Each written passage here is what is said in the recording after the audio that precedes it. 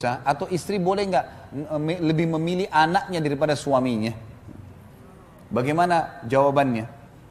Saya bilang yang pertama, kalau ibu yang hadapin masalah ini, maka jawaban saya buat ibu nih.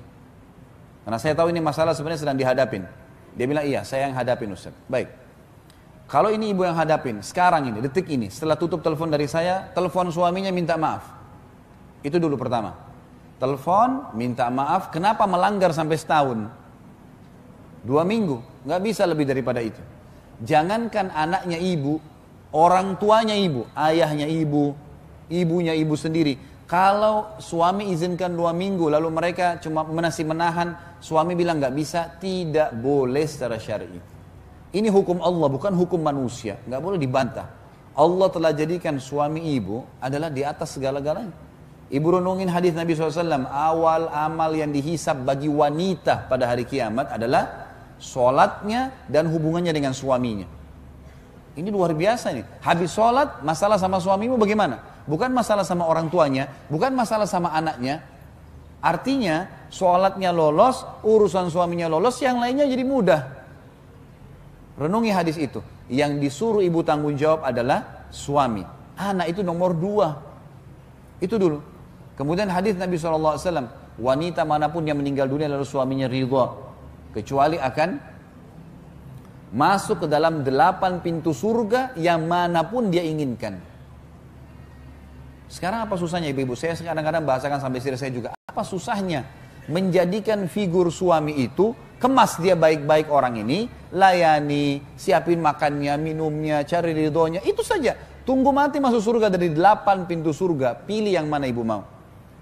Orang bapak ibu sekalian, bapak-bapak terutama renungin ya. Kita sebagai laki-laki, untuk mendapatkan pintu 8 di surga itu pintu 8 pintu tertinggi. Derajat tertingginya surga Firdaus namanya.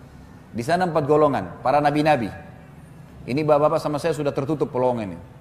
Nggak ada lagi peluang jadi nabi, nggak mungkin. Para syuhada itu bapak-bapak sekalian, saya sama bapak harus tinggal di medan perang, tunggu musuh bunuh kita, itu pun kalau ikhlas. Orang-orang yang siddiq, jujur, tidak pernah dusta seumur hidup. Ada sini yang tidak pernah dusta seumur hidup? Di antara sahabat yang dapat julukan siddiq berapa orang? Yang jelas-jelas Abu Bakar. Yang lain tidak ada julukannya nih.